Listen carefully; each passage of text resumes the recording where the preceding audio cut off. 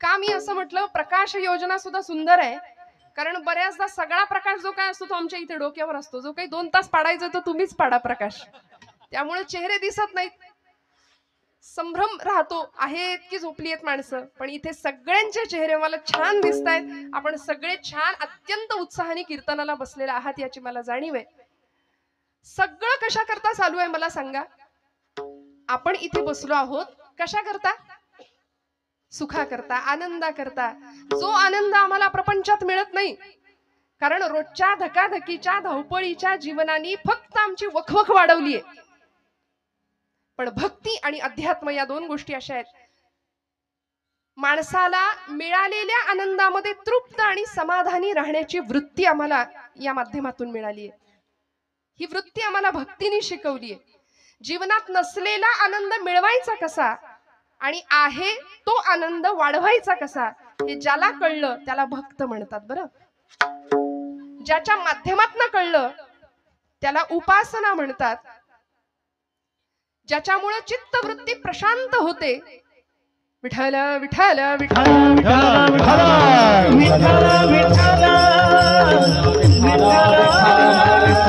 विठ्ठल. ज्या ज्या ठिकाणी मन जाय माझे, ज्या ज्या ठिकाणी मन जाय माझे, ज्या ज्या ठिकाणी मन जाय माझे, ज्या ज्या ठिकाणी मन जाय माझे, तुझे सद्गुरु पाय, त्या त्या स्थळी हे निज रूप तुझे, त्या त्या स्थळी हे निज रूप तुझे, राजा स्थळी हे निज रूप तुझे, राजा स्थळी हे निज रूप तुझे. मी ठेवितो मस्तक त्या ठिकाणी, मी ठेवितो मस्तक त्या ठिकाणी, ठेवितो मस्तक त्या ठिकाणी, ठेवितो मस्तक त्या ठिकाणी. तेथे तुझे सद्गुरु पायलो, तेथे तुझे सद्गुरु पायलो, तेथे तुझे सद्गुरु पायलो, तेथे तुझे सद्गुरु पायलो. कीर्तनामध्ये सुद्धा वक्त्यांनी सुद्धा मन कुठे जात नाही ना याचं भान सांभाळावं लागतं. म्हणून ज्या ज्या ठिकाणी मन जाय माझे, त्या त्या ठिकाणी निज रूप तुझे. ज्याच्यामुळे अंतर्वृत्ती बहरून येते, चित्तवृत्ती प्रशांत होते, दुसऱ्याच्या हृदयातलं दुःख जाणण्याची संवेदनशीलता प्रतीत होते, त्याला म्हणायचं अध्यात्म. लोकांना वाटतं अध्यात्म म्हणजे खूप काहीतरी मोठं, म्हणून आपण हसलो तर आध्यात्मिक ठरणार नाही की काय, म्हणून माणसं अशा असतात, गप्प हसायला तयार नाहीत, बोलायला तयार नाहीत, अजिबात इकडे तिकडे बघायचं नाही, आपलं आपण. असं नाहीये. संतांनी जगाचा तो भार आपुल्या शिरावर ऐसे थोडे तर वाटो द्या हो, असं अध्यात्म आम्हाला शिकवलंय. ज्ञानदेवांनी अवघा संसार सुखाचा करीन ही प्रतिज्ञा घेतली. अतींद्रिय परी भोगवीन इंद्रिया करवी अशी क्रांतिकारक प्रतिज्ञा करणारे ज्ञानोबा राय संत मंदिराळीत परमपूजनीय प्रातस्मरणीय विश्ववंद्य विश्व माऊली पदाला विराजमान होतात. का हो? कारण आईचं हृदय, आईच्या तळमळीने आम्हाला हे सगळं ज्ञान अत्यंत सोपं आणि सहज साध्या भाषेमध्ये शिकवलंय. स्वतः अवघड उपासना केली आणि आम्हाला मात्र सोपं दिलंय. माऊलींची उपासना आपण जाणता श्रोते हो. समाधी तत्वाचा स्पर्श, भू जल तेज समीर आणि ख ही पंचमहाभूत आहेत. त्यापैकी भूतत्वाचा आश्रय घेतला, समाधी अवस्थेला प्राप्त झाली ज्ञानोबाराय. स्वतः अवघड उपासना केली आणि आम्हाला सोपं साधन दिलं. हरिमुखे म्हणा, हरिमुखे म्हणा, पुण्याची गणना कोड करी. बस म्हणले हरी, एवढं क्वालिफिकेशन पुरेसं आहे भगवंताच्या जवळ जायला, परमेश्वराची कृपा प्राप्त करून घ्यायला. पण आम्हाला तेही काहीतरी अवघड वाटतं, त्याच्यासाठी आमच्याकडे अजिबात वेळ नसतो. अहो, कीर्तनाला यायचं म्हटलं तरी बघू जमलं तर, मूड आला तर उठलेलं बसवत नाही, बसलेलं उठवत नाही, अशी अवस्था होते की नाही. त्यामुळे इथे जीवनाचं सर्वांगीण कल्याण अध्यात्माच्या माध्यमातून होणार आहे, ही ज्यांना खात्री आहे ती मंडळी इथे येत आहेत. आमच्या जीवनाचं सर्वतोपरी कल्याण करण्याचं हे साधन आहे आम्हाला जे संतांनी दिलंय. मी म्हटलं सगळी आमची भूक आहे ती फक्त सुखासाठी आहे, आनंदासाठी आहे. आणि हा आनंद, हे सुख चिरंतन शाश्वत कसं प्राप्त होईल, स्वतःचा शोध कसा लागेल. आज आम्हाला प्रश्न पडतो, हु आय एम, मी कोण आहे. What is the mission of my life. माझ्या जन्माला येण्याचं ध्येय काय आहे, मी का जन्माला आलोय, निमित्त कारण काय, उपादान कारण काय. कोहम कथमिदम जातम को वै करतास्य विद्यते उपादानम किमस्तीह विचार सोयमीदृशः. आचार्य म्हणाले, मी कोण आहे, मी कुठून आलो, मला कुठं जायचंय, हे प्रश्न पडले पाहिजेत. वास्तविक आपल्याला पडत नाहीत. आला आला प्राणी जन्मासी आला. पंत साहित्यामध्ये वामन पंडितांचं एक सुंदर काव्य आहे.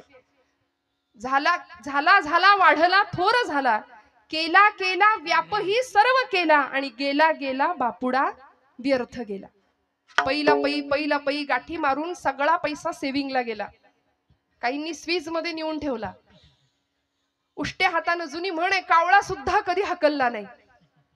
का नाही ना. हा, फक्त स्वतःच्या देहाचे चोचले, फक्त स्वतःच्या प्रपंचाचा विचार, मी माझं, एवढंच. अहंता आणि ममता फार त्रासदायक असते बरं. ममता सुद्धा म्हणजे विठाल विठाल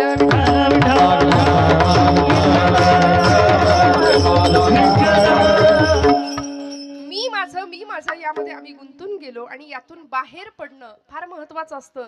हे ज्या संतांना कळालं, ते संत विश्वाचे मायबाप ठरले, कारण आम्हाला त्यांनी उत्तम दिशा दिग्दर्शन केलं.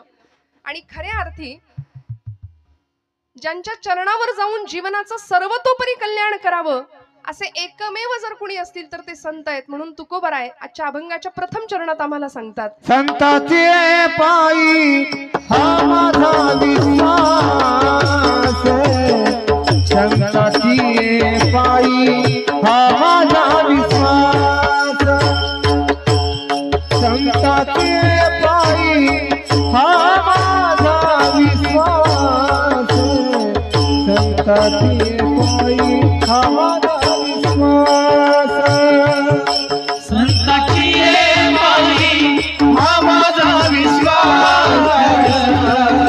संताची पायी हा माझा विश्वास, संताची पायी हा माझा विश्वास, संताची पायी हा माझा विश्वास, संताची पायी हा माझा विश्वास, संताचे पायी हा माझा विश्वास, संताचे पायी हा माझा विश्वास, संताचे पायी हा माझा विश्वास, संताचे पायी हा माझा विश्वास, संताचे पायी हा माझा विश्वास, संताचे पायी हा माझा विश्वास,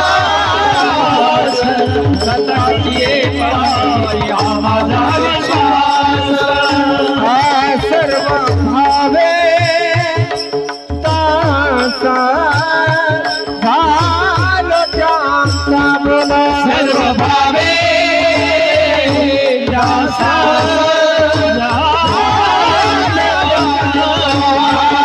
सर्व भावे दासा झालो त्यांचा, सर्व भावे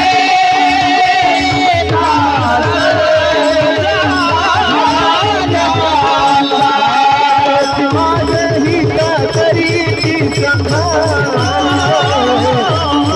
माझे हित करीती सखा,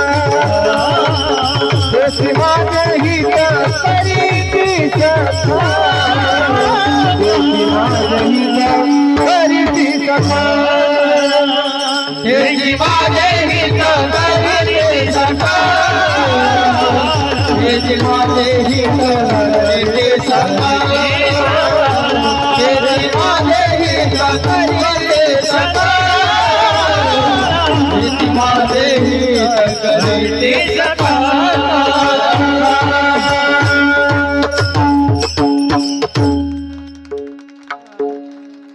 टाळ्या कमी पडतायत का जरा? थंडीमुळे का? मागे हे एका दिवसात शक्य होत नाही हो. निर्जीव चांबड्यातनं आवाज काढायचा, तुमच्या माझ्या हृदयाला हिलावून टाकायचं, गळ्यातून स्वरब्रह्माची उपासना करायची, नादब्रह्माची, आणि कीर्तनामध्ये तेव्हाच रंगदेवता येते. स्वरब्रह्म, नादब्रह्म आणि शब्दब्रह्म एकत्र येतं, तेव्हा साक्षात परब्रह्म साकार होतं. त्यामुळे छान कौतुक मनातून यावं, आतून यावं. असं म्हणतात, दाद मागून मिळते ती दाद नव्हे, दाद आपोआप यावी लागते. खोकला यावा तशी दाद येते. आपोआप उत्साहाने टाळ्या वाजल्या पाहिजेत. छान जिथं कौतुक करावं असं वाटतंय तिथं मोकळ्या मनाने कौतुक करावं बरं का, हातचं राखून अजिबात नाही. संतांची आहे पायी हा माझा विश्वास, सर्व भावे दास झालो त्यांचा. महाराजांना विचारलं, महाराज आजच्या कलियुगामध्ये विश्वास ठेवावा, समर्पण भावाने ज्याला शरण जावं असं कोण आहे? महाराज ठामपणे उत्तर देतात, माझा विश्वास संतांवर आहे.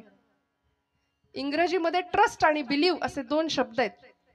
बघायला गेलं तर वेगळ्या दोन अर्थ आहेत. भगवंतावर आम्ही, संतांवरती आम्ही ट्रस्ट या अर्थाने विश्वास ठेवायचा आहे बरं का, नुसता तेवढ्या पुरता नाही. मी दृष्टांत देत असते बऱ्याचदा. डोंबऱ्याचा खेळ आपण सगळ्यांनी पाहिलाय. आता नाही दिसत, सोडून द्या, आता सांता दिसेल पटकन 25 डिसेंबरला, आहे की नाही? म्हणजे मला कधी कधी खरंच इतकं वाईट वाटतं की आपण किती दुसऱ्यांचं उच्चिष्ट खातो. हे फारच बरं झालं बोललेलं. खरकट खातो म्हटलं की अजून जास्त पटेल. किती पाश्चिमात्यांचं अंधानुकरण करतो आम्ही. वासुदेव आम्हाला आठवत नाही, गोंधळी आम्हाला आठवत नाही, कोल्हाटी आम्हाला आठवत नाही. आजच्या नवीन पिढीने वासुदेव बघायचा तो फक्त फॅन्सी ड्रेस कॉम्पिटिशन मध्ये. ते खरे आमचे संत आहेत बरं, सांता फिंता काही नाही आपलं. बरं, मुलं लाल टोप्या घालतात इथपर्यंत ठीक आहे, आई वडील सुद्धा लाल टोप्या घालून फिरायला लागले तर मोहऱ्यांनी दृष्ट काढावी त्यांच्या बुद्धिमत्तेची सगळ्यांचीच. मला क्षमा करा, आपल्या हृदयाला लागेल असं बोलायचा हेतू नाहीये, पण थोडंसं आपण जागं होण्याची फार गरज आहे. की ज्या संतांनी देहाचं रान केलं, तळमळ इतकी तळमळ बुडते हे जन न देखवे डोळा.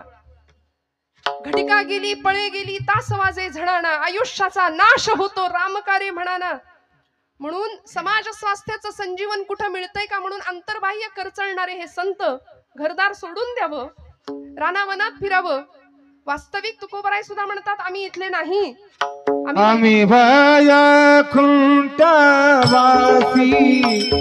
आलो ह्याची कारणासी. बोल रे रोसी साच भावे वर्ताया. आम्ही वैकुंठवासी आलो ह्याची कारणासी.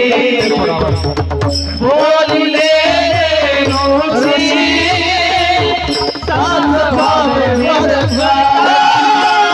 मी वैकुंठवासी आलो ह्याची कारणासी. हो बोलिले रोसी साच भावे वर्ताया.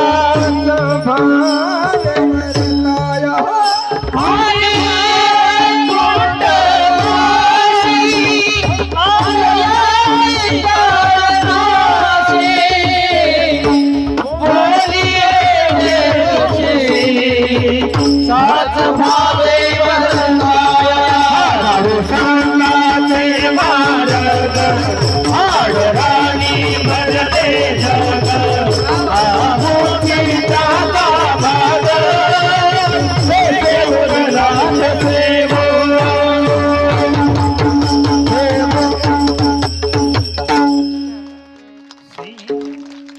आम्ही वैकुंठीचे वासी आलो याची कारणासी. खरं तर हरिपाठामध्ये ज्ञानोबा म्हणतात, मागील या जन्मा मुक्त झालो तरी सुद्धा आम्ही इथे आलो. का हो? अंतःकरण तळमळलं. साध्या सोप्या शब्दामध्ये संतांना उत्तम पथप्रदर्शन करावं ही जाणीव होती. जगाच्या कल्याणा संतांच्या विभूती, देह कष्टविती परोपकारे, याकरता पुन्हा पुन्हा पुन्हा पुन्हा गर्भवास मागून घेतला आणि इथल्या जनांचा उद्धार करण्याचं एक ब्रीद हातामध्ये घेतलं होतं. पण मी म्हटलं ना की आमचा विश्वास नको तिथे जास्त आहे आणि जिथे ठेवायला हवा तिथे आम्ही विश्वास ठेवत नाही. मी मगाशी एक दृष्टांत सांगत होते की त्या डोंबाऱ्याच्या खेळामध्ये एका खांबापासून दुसऱ्या खांबाला किंवा दोन झाडांना बांधलेली ती दोर, त्या दोरामध्ये आपण जुनी मंडळी आहात, जाणती आहात, आपण तो खेळ पाहिलाय सगळ्यांनी. त्या खेळामध्ये ती मुलगी किंवा ती त्याची पत्नी त्या दोरावरून चालत असते, हातामध्ये काठी घेऊन समतोल साधत असते. ढोलग वाजवणारा तो पुरुष खाली आणि एक मुलगा थाळी फिरवणार आहे. तो खेळ संपल्यानंतर ती मुलगी किंवा ती पत्नी त्याची, त्या डोंबाऱ्याची, जसा दोर चालत असते सगळे लोक असे चित्रासारखे स्तब्ध होऊन तिच्याकडे पाहतात. तिची एकाग्रता, तिचं अनुसंधान हे होतं बरं का. पूर्वीच्या महिला फार अनुसंधान ठेवत होत्या, एकाग्र असायच्या, चिंतेपेक्षा चिंतन जास्त करत होत्या. आता उलट आहे, महिला वर्ग आपला दिवस आहे आजचा बरं का. अनुसंधानच नाही हो. परवा एक आमच्या पुण्यातली एक गेली ना माझी मैत्रीण, गॅरेज मध्ये गेली गाडी घेऊन, स्कूटी घेऊन, आणि म्हणाली ब्रेकच लागत नाही. तो गॅरेजवाला म्हणाला तुमच्या चपला बघू जरा. चप्पलचं सोल गेलंय म्हणाल्या, ते बसवून घ्या नवीन, ब्रेक आपोआप लागेल. पुण्यात ज्यांनी गाडी चालवताना पाहिलंय महिला वर्गाला त्यांना पटकन कळून जाईल माझं म्हणणं. अनुसंधान नाही, एकाग्रता नाही, जीवनाकडे बघण्याचा सकारात्मक दृष्टिकोन नाही, सतत नकार भरलाय जीवनामध्ये सतत. आणि मी नेहमी म्हणते निगेटिव्ह माणसांपासून 2 हात लांब राहावं. कोरोनात कसे आपण डिस्टन्स मेंटेन ठेवत होतो तसं लांब राहायचं. कारण ही माणसं अशी समोर भेटतात आणि संसारी माणसाला ओळखण्याची तीच खूण आहे. कसं ओळखायचं? 2 संसारी माणसं, तुमचं काय बाबा, बरं आहे काय, कसं काय चाललंय, बरं आहे का विचारलं की पुढचा माणूस म्हणतं काय ढकलायचं कसं तरी रडत रडत. ही अशी नकारात्मकता इतकी जीवनात भरली आहे ना. त्यांनी कीर्तन ऐकावं, रोज रोज कीर्तन ऐकावं. कारण कीर्तन आम्हाला निर्भय बनवतं, अध्यात्म आम्हाला जगण्याची दृष्टी देऊन जातं बरं का. त्या मुलीनी चालायला सुरुवात केल्यावर सगळी मंडळी तिच्याकडे स्तब्धतेने पाहतायत. आणि जशी ती खाली उतरली तशी तिने तिच्या लेकराला सुद्धा घेतलं होतं बरं का. दोरीवरनं चालताना लेकराला घेऊन चालत होती. खाली उतरल्याबरोबर सगळी मंडळी म्हणाली अजून एकदा चाला, म्हणाली अजून एकदा चाला. ती म्हणाली मला आता भीती वाटते, म्हणाले मला जमेल का. सगळी माणसं म्हणाली हो हो ताई तुम्ही छान चालाल, आता तुमच्या बाळाला घेऊन तुम्ही दोरी चालली, आता परत एकदा चालाल का आमच्यासाठी. चालेल म्हणाले. तुमचा विश्वास आहे का माझ्यावर. हो म्हणाले विश्वास आहे. नक्की नक्की मला जमेल. हो हो आमचा पूर्ण विश्वास आहे म्हणाले. चला. बर म्हणाली ठीक आहे, तुमचा एवढा विश्वासच आहे ना, तर आता असं करूया, माझं लेकरू मी खाली ठेवते, तुमच्यापैकी कुणाचं तरी लेकरू मला द्या, त्याला घेते खांद्यावर किंवा कमरेवर आणि मग दोरी चालते म्हणाल्या. चालेल का. सगळी माग सरकली. मग मगाशी दाखवलं ते काय होतं. तो विश्वास होता का. तो विश्वास नव्हता. तो समर्पण भावाने केलेला ठेवलेला विश्वास नव्हता. म्हणून असं आहे की you believe in God but you don't trust him. तुम्ही त्याच्यावर विश्वास नाही ठेवत, तात्पुरतं असेल बाबा देव, असेल बाबा, पूर्ण समर्पण भावानी नाही. उपास करणारा माणूस सुद्धा दिवसभर संशयात असतो, काय माहिती देव आहे की नाही, केलेला उपास वाया जायचा माझा. परवा तर एक जण भेटला, ताई 108 बेलपत्र रोज शंकराला वाहतो म्हणाले, शंकर काही पावतच नाही. तुम्ही म्हणाल तर दत्ताकडे जाऊ का आता.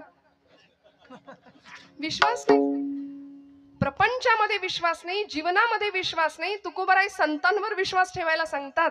इथं माणसातल्या माणसावर आमचा विश्वास नाही, दगडातल्या आणि पाषाणातल्या भगवंतावर आम्ही कधी विश्वास ठेवणार.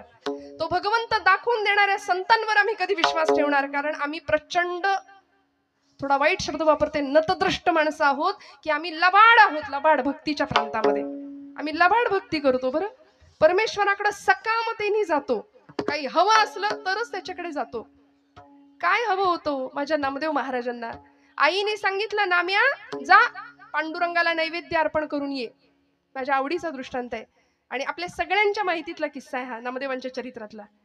5 वर्षाचं लेकरू धावत गेलो, सकाळी पहाटे उठलं होतं. दामा शेट्टीने सांगितलं होतं नाम्या उद्याचा नैवेद्य पांडुरंगाला तू द्या, मी परगावी जाऊन येतो. सकाळी उठले आणि आईच्या मागे लागले सकाळपासूनच, आई लवकर जेवायला कर, लवकर जेवण तयार कर, नैवेद्य तयार कर, मला पांडुरंगाला द्यायचंय. आई म्हणली नाम्या कारट्या देव काही उठल्या उठल्या जेवायला बसणार आहे, अरे थांब जरा उजाड उतर दे. आणि मस्त नैवेद्याचं ताट तयार करून दिलं, केळीचं पान वरती झाकलं आणि नेलं राऊळामध्ये नामदेवांनी. दुडू दुडू दुडू दुडू धावत 5 वर्षाचं लेकरू. आठवा काय, 5 वर्षाची आमच्या घरातली लेकरं आठवा. वरातीत मात्र नाचायला पुढे असतील. आता माझी सटकली, अजून काय काय काय काय सगळं त्यांच्या मुखात पटपट पाठ होऊन जाईल. अथर्वशीर्ष रामरक्षाऐवजी भगवद्गीतेऐवजी सगळं पाठ होईल. का हो? कारण आमचा विश्वास नाही आमच्या तत्वज्ञानावर, आमच्या संत वाङ्मयावरती, आमच्या धर्म भावनेवर.